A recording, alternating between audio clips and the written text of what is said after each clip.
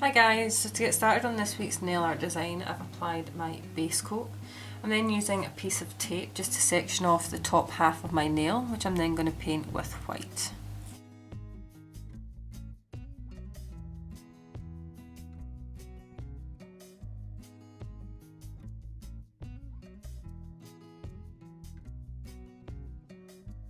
So next we're going to do some sponging using pink and blue. So I've just put another piece of tape right underneath where the original one was. This is just to try and keep most of the sponge polish off of the bottom section.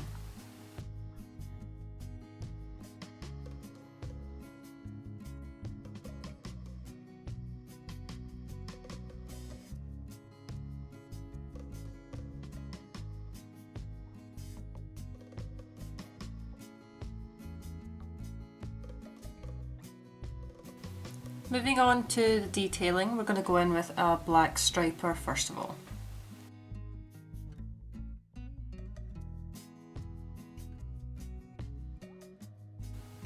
I'm then going to use a holographic and just swipe along the centre.